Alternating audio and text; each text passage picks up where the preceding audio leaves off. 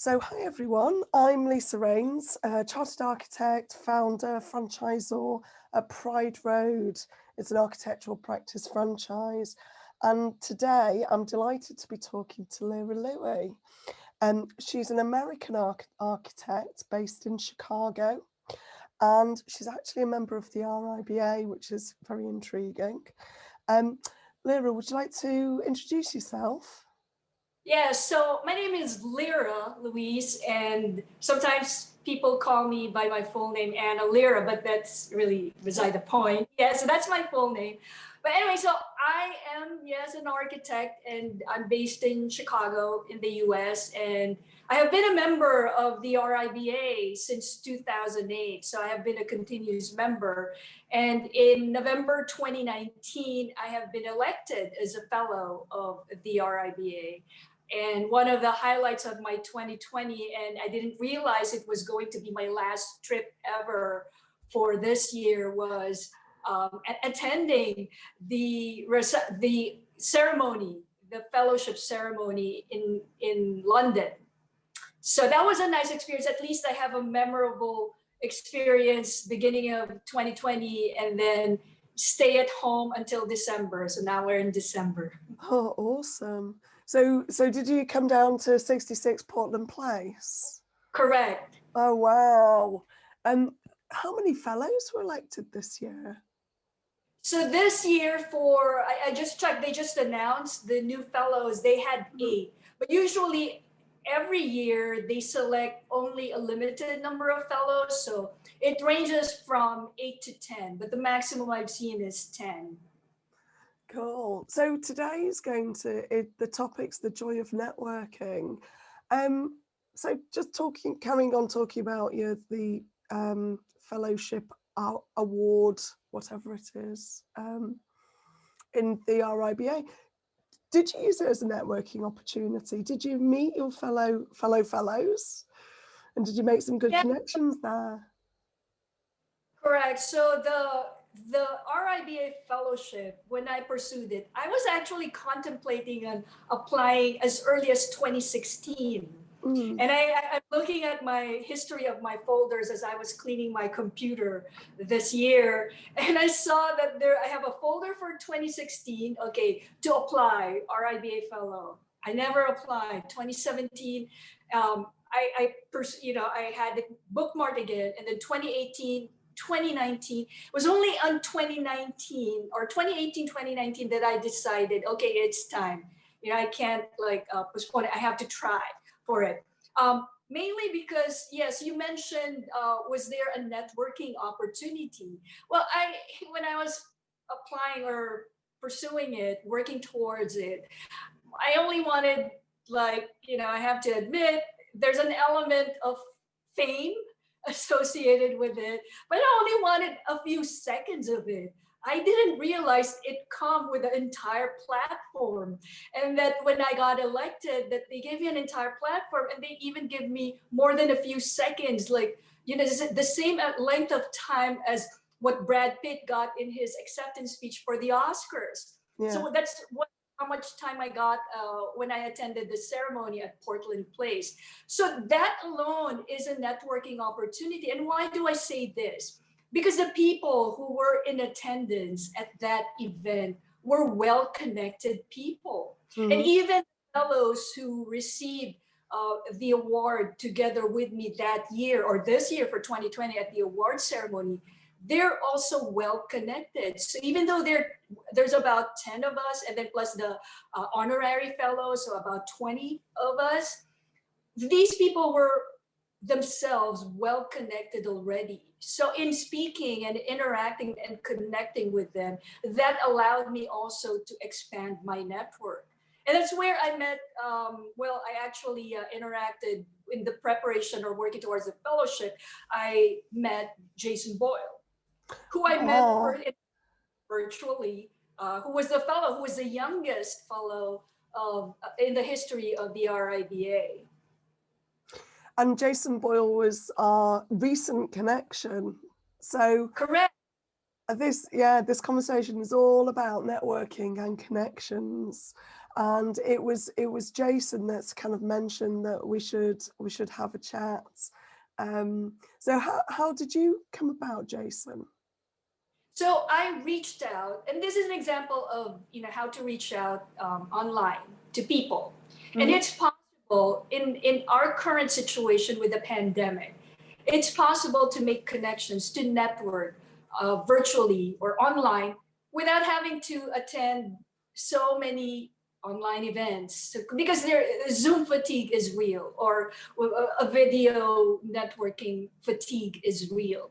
You could also connect with people in lieu of a face-to-face meeting by reaching out to them, but you have to approach it in a way that is respectful, and that doesn't cross boundaries. You have to be aware of that you're approaching somebody who may know you only online or virtually. And when Jason connected us for this podcast, actually, I've already learned of your work through your when you campaigned for the RIBA Council, and when you won. Of course, I voted for you when you ran for a seat at the RIBA Council. So I'm already familiar with your work. So you were already in my network, or if you will, in my radar. However, Jason was the connector to that helped really connect the two of us. So that's a great example of the importance of networking as well. So the person who connects people who may not necessarily know each other, they may be aware of each other, but they don't know each other. That person is the networker or the connector, which is a key component in networking. And in this case, Jason Boyle was, that connector. So we were talking sort of beforehand about sort of principles of networking and how networking can help you kind of starting up your own firm or your own practice. Do you want to talk me through? And you mentioned the word homopoly? Correct. So when it's all connected, actually, while working towards the RIBA Fellowship, I was actually in Italy to attend the Venice Architecture Biennale, and at that time it was being curated by the RIBA gold medalist Grafton Architects.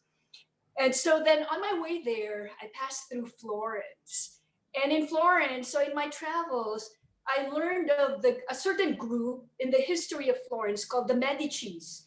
And the Medicis were a very powerful banking family. And they were not part of the upper class group, if you would associate with the social class in the history of Florence, but they became powerful because they were a connector. That was their position in this whole networking. And their rise to power and their rise to the influence within the banking industry or the finance industry of Florence was because they connected people who don't know each other, but could benefit by working with each other. And then that term, homopoly, if you analyze the description, homo meaning the same, and then poly meaning many. So you analyze, and this term actually impacts networking in a way, how we approach from a business perspective, from how we approach networking on a racial perspective, on a social class perspective, and overall on our backgrounds, how we approach connecting with people. It impacts us. And how do I say how it affects human networks? Because networking, whether you're doing it for business purposes or for personal purposes, like making friends or friendship, it's all based on or centered, influenced by this term that I learned in my travel to Florence called homopoly. And homopoly, it's basically whoever is the majority of a group. Say, for example, architects. Okay, architects tend to navigate when you're in a party, cocktail party, for example, and then you find somebody who's also an architect. They tend to initially, embrace that. There's that initial rapport that you tend to talk with them because you have something in common. Or even if you're not even architects, like if you have something in common with somebody else, you tend to gravitate talking with them first, as opposed to getting out of your comfort zone and talking with somebody who's different, far different than you. So in a case for the terminology of homopoly is that people tend to gravitate towards the majority first, somebody or groups where you have something in common than those that you don't have anything in common. And how does this impact networks, human networks, from a business perspective? So we tend to, it's a double-edged sword. You would have your support system from a homopoly perspective in networks, but as well as you create silos wherein you only interact with those who are similar to you. And that creates a lot of problems from a social perspective, from a racial perspective, from a social, the financial, social class perspective. So yeah, so in a nutshell, that's what homopoly is. So, it has the power to influence and it has the power to also hinder further. So I guess if you were, if you were starting your own firm and you were going out and trying to network, so what advice would you give to people? What sort of networking events should they be looking for? And then once they're at those networking events, what sort of things should they do? So what I find helpful for me was the quality of events, because right now, even though we say that we're in a pandemic, there's a lot of virtual events out there, and it could really, really, be tiresome at times. And like I said, there's the Zoom fatigue. So you have to be also selective on the types of virtual events or networking events that you attend. And also you have to, that's the number one thing, is look out for quality. It's not necessarily all the time that's quantity, meaning it's not the number of the number of people in a group.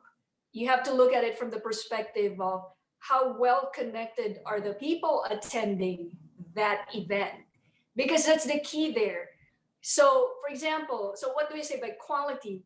If few of those attendees or members or contacts or whatever attend that and they themselves are well connected, then there's that multiplier effect there. So when they go out, when you interact with them and you're all well connected, the takeaway for you from that event is when you go off on your own, after that, then you expand your network that way. You have met somebody who has a multiplier effect on how you yourself could multiply your network. It sounds like a BNI.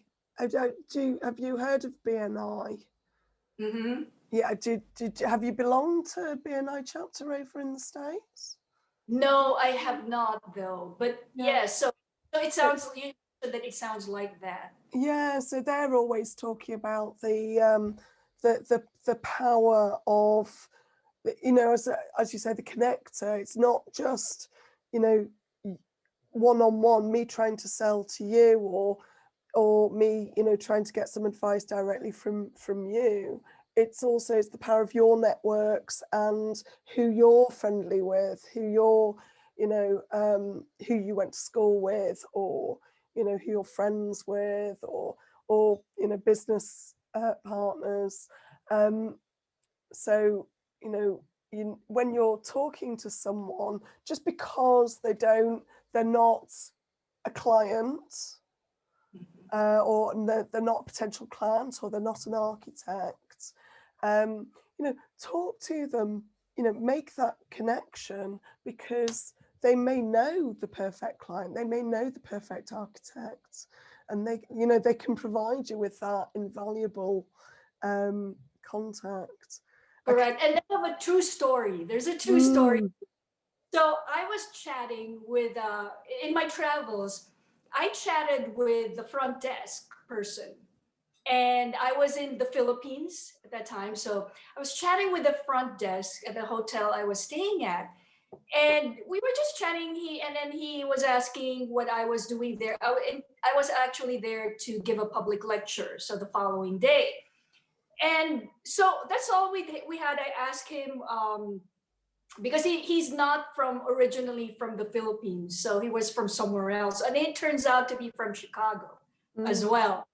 And so then as it turns out, that conversation led me to an interview for a magazine article.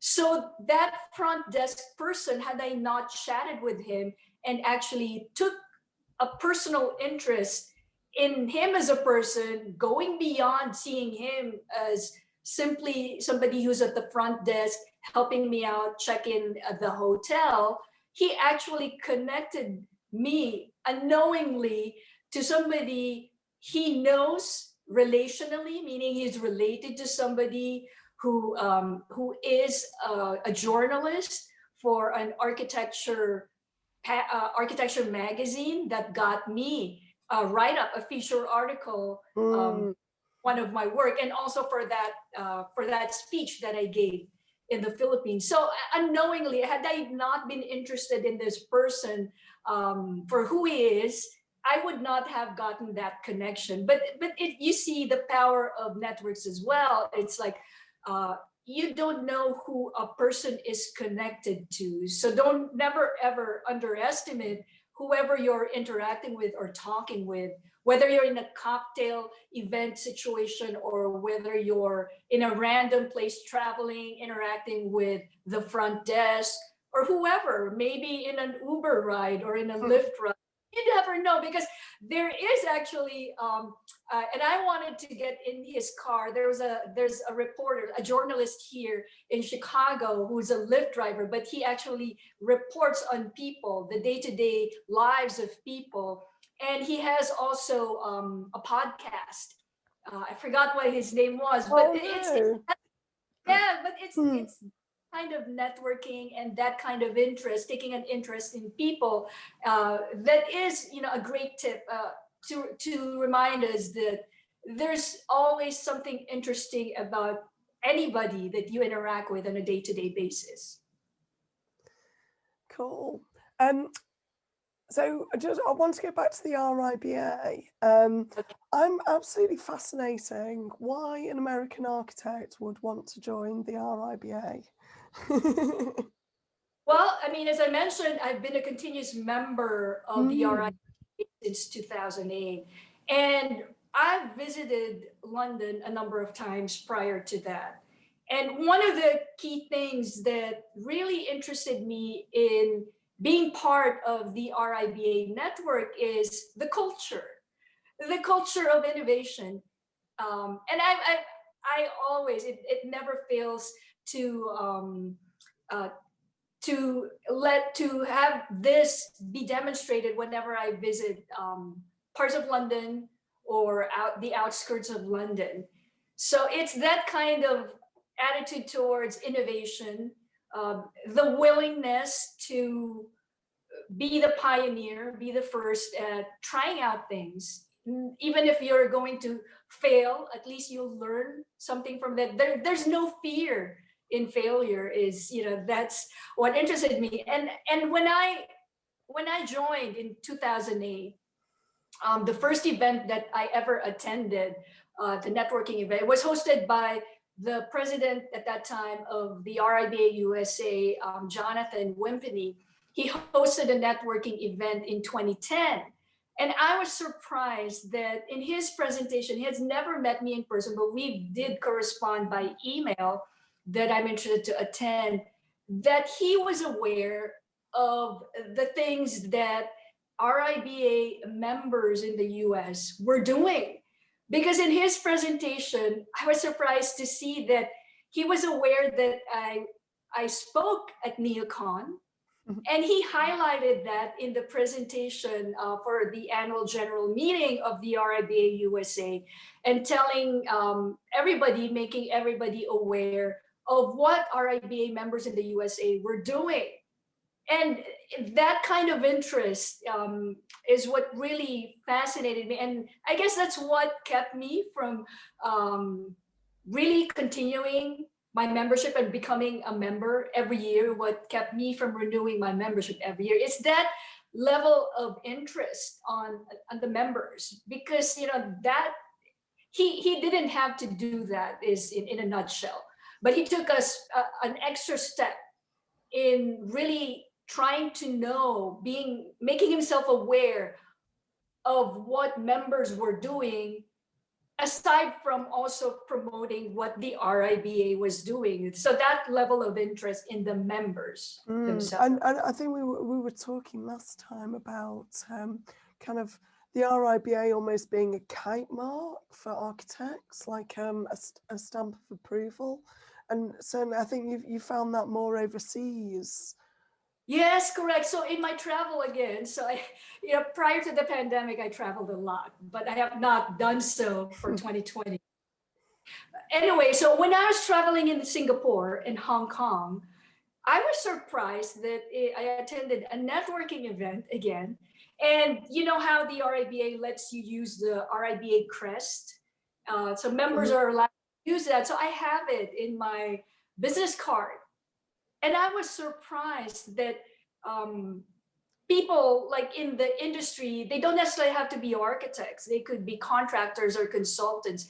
But people in the industry, AEC, architecture, engineering, construction industries, at least in Singapore when I was there, and in Hong Kong, recognized that RIBA crest, the RIBA crest. And they associated that, oh, you're an architect. And so there's that association. Immediate very strong branding internationally. Correct, outside. And I'm not sure if you're aware of that people overseas, at least in those places, those two places that I went to, recognize the RIBA. There's that immediate recognition. I think clearly we both enjoy networking. Well, it's about meeting people and creating those connections. But do you get involved in any mentoring roles? I mean, we certainly do at Pride Road when with our franchisees.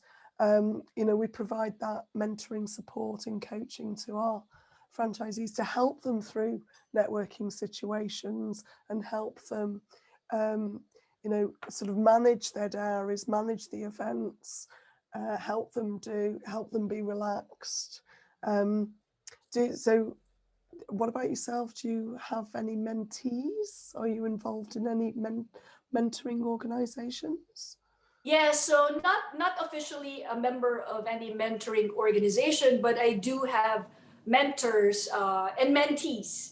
So my mentees are some of the members of the United Nations 2030 Youth Force. Okay. And I also encountered them virtually through networking. They invited me to speak for one of their events, public events, and then I got to meet some of them. And so then these are young activists, and some of them I took under my wings. I follow up with them every now and then, of course online for now.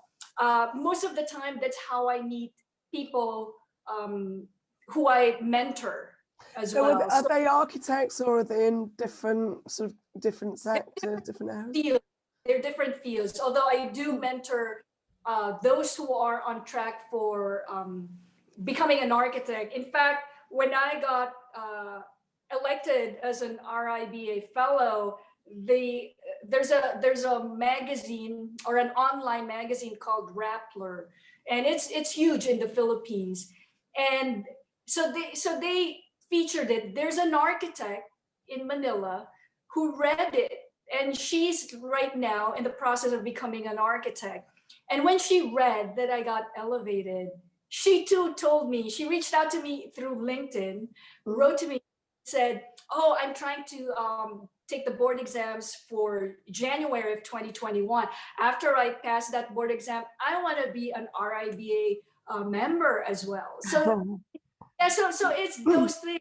That platform that I mentioned earlier, that platform that RIBA gave me, it was also when people see you, like, for as far as, for myself, I'm speaking for myself, somebody saw me who looked like me, they want to be what you've also achieved. And so I encouraged her. So I told her, in fact, I invited her for this event as well.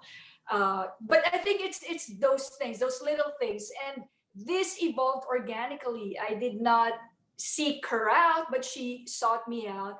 And I'm trying to nurture that mentee, trying to see how I could continue mentoring this person into eventually becoming a member of the RIBA. But it's those things. Sometimes it evolves organically. I think the best mentor-mentee relationship happens or evolves organically, and it could happen through networking. Mm-hmm. And I would say, yeah, I've just made sure I've unmuted myself. I've got a bit of a stinky cough, cold, but it's not COVID. So I've been muting myself as we've been going along. Yeah, I would. I mean, there are organisations that arrange mentoring. The RIBA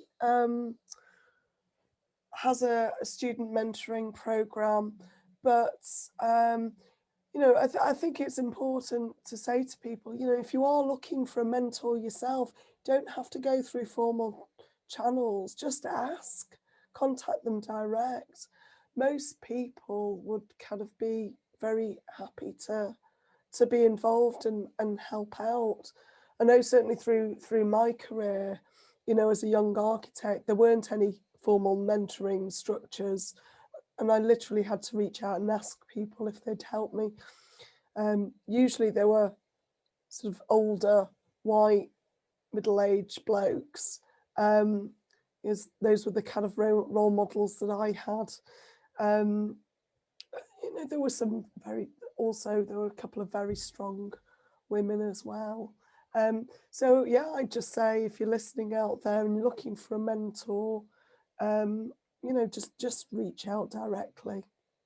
Yeah, and the tips that what I found helpful, because here's another true story. When I was a graduate student at the Frank Lloyd Wright School of Architecture, I actually recruited. I reached out to somebody who was already retired from the architecture practice, and he was volunteering as a tour guide at Taliesin West.